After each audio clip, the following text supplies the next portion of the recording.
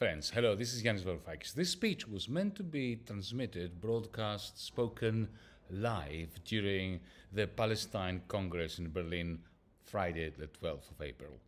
But because the German police, egged on by the whole of the political system of the Federal Republic of Germany, burst in and prevented Jews, Palestinians and the rest of us who wanted to have a congress during which to discuss peace, reconciliation, coexistence, universal human rights from the Jordan River to the Mediterranean Sea. German police proved beyond reasonable doubt by bursting in and interrupting the live stream, grabbing the microphone, ending that magnificent congress, that fascism does not need to win government in order to be in power.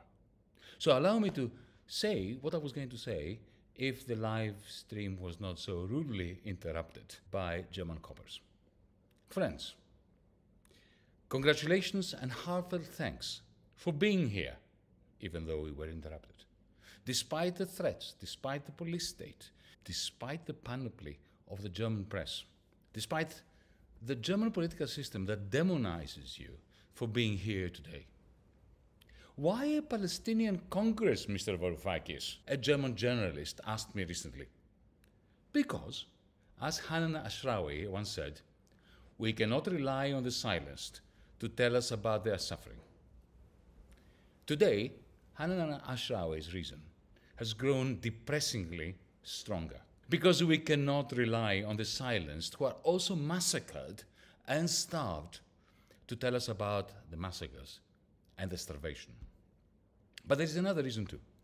Because a proud, decent people, the people of Germany, are being led down a perilous road to a heartless society by being made to associate themselves with another genocide carried out, again, in their name, with their complicity. I'm neither Jewish nor Palestinian, but I am incredibly proud to be here amongst Jews and Palestinians, to blend my voice for peace and universal human rights with Jewish voices for peace and universal human rights, with Palestinian voices for peace and universal human rights. Being together here today, even though we were so rudely interrupted by German police, being together here is proof that coexistence is not only possible, but that it is here already. Why not a Jewish Congress, Mr. Varoufakis? The same German journalist asked me, imagining that he was being smart. I welcomed his question.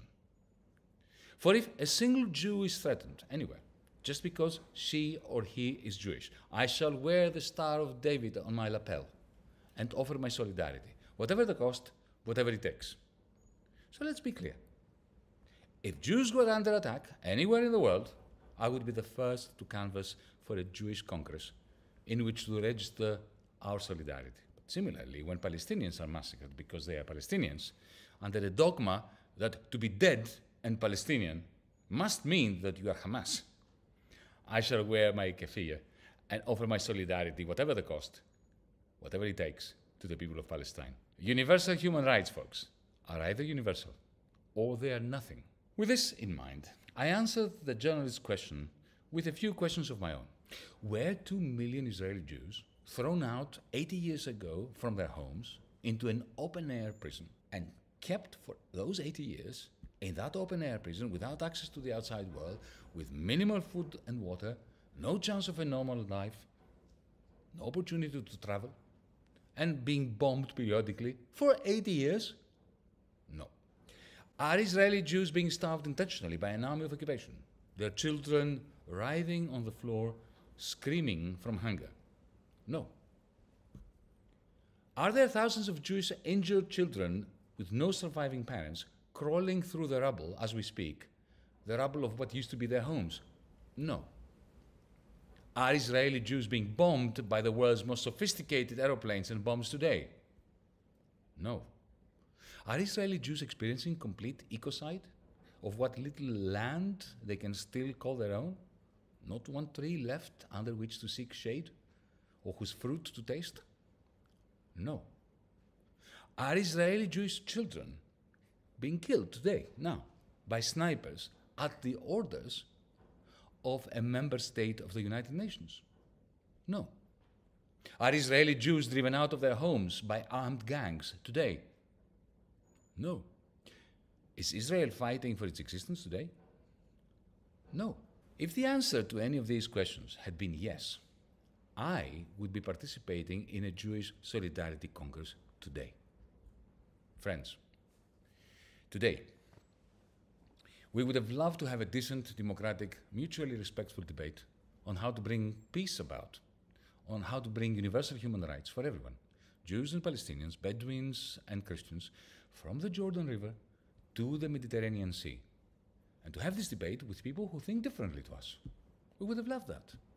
Sadly, as the German police just proven, and the whole of the German political system has been trying to do now for weeks to ban our conference, they did not allow this. Indeed, the whole of the political spectrum, from the CDU and CSU to the FDP, to the SPD, the Greens, and remarkably, to leaders of Die Linke in Berlin. Shame on you, comrades. Shame on you. They all joined forces to ensure that our civilized debate may be with them. A debate in which we may disagree agreeably never takes place in Berlin, never takes place in Germany. I say to them, you want to silence us, to ban us, to demonize us, to accuse us. You therefore leave us with no choice but to meet your ridiculous accusations with very logical, fair accusations of our own. You chose this, not us. You accuse us of anti-Semitic hatred. We accuse you of being the anti-Semite's best friend when you equate the right of Israel to commit war crimes with the right of Israeli Jews to defend themselves. You accuse us of supporting terrorism. We accuse you of equating legitimate resistance to an apartheid state with atrocities against civilians, which I have always and will always condemn, whomever commits them, Palestinians, Jewish settlers, my own family, whomever.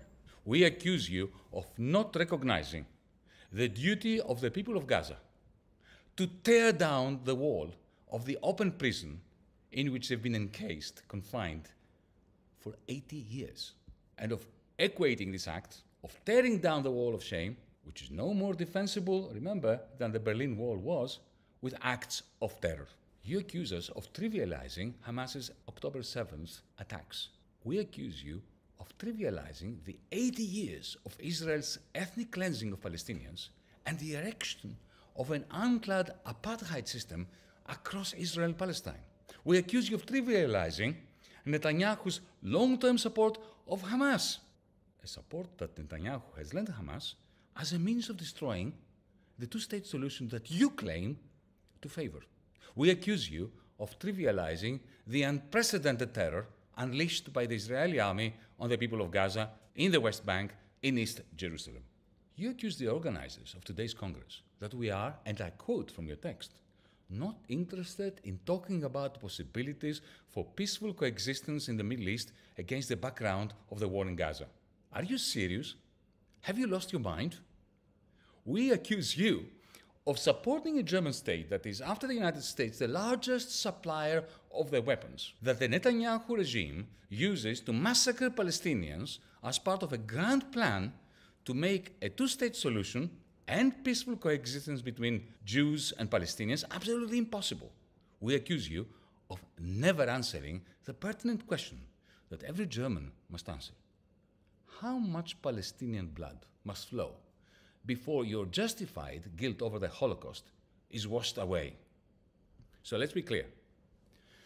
We are here in Berlin with our Palestinian Congress, which your police state has disrupted and banned. We are here, nevertheless, because unlike the German political system and the German state and the German media, we condemn genocide and war crimes regardless of who is perpetrating them. Just as we opposed apartheid in the American South or in South Africa, we oppose apartheid in the land of Israel, Palestine, no matter who has the upper hand. Because we stand for universal human rights, freedom and equality among Jews, Palestinians, Bedouins, and Christians in the ancient land of Palestine. And so that we're even clearer on the questions that journalists or politicians put to us, legitimate or malignant. let me be clear. Do I condemn Hamas's atrocities? I condemn every single atrocity, whomever is the perpetrator or the victim. What I do not condemn, and I will never condemn, is armed resistance to an apartheid system designed as part of a slow-burning but inexorable ethnic cleansing program.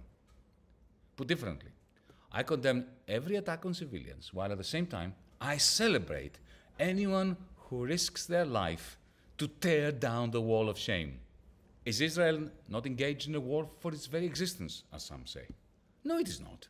Israel is a nuclear-armed state with perhaps the most technologically advanced army in the world, and the panoply of the United States military machine having its back.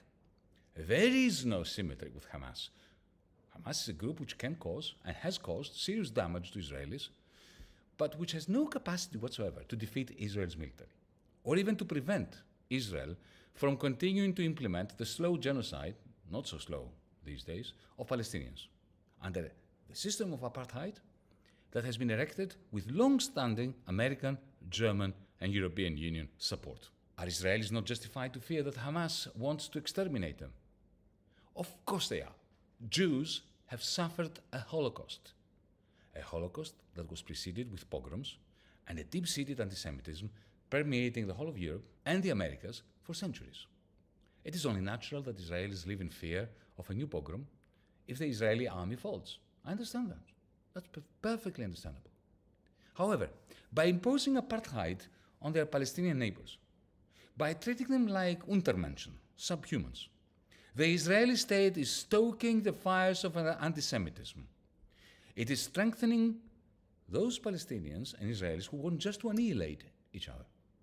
And in the end, apartheid contributes to the awful insecurity consuming Jews in Israel and the diaspora.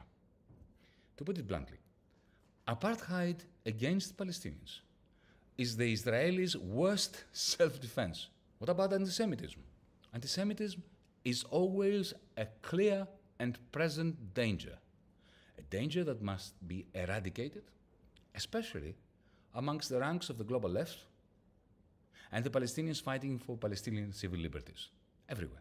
Others ask, why don't Palestinians pursue their objectives by peaceful means? They did.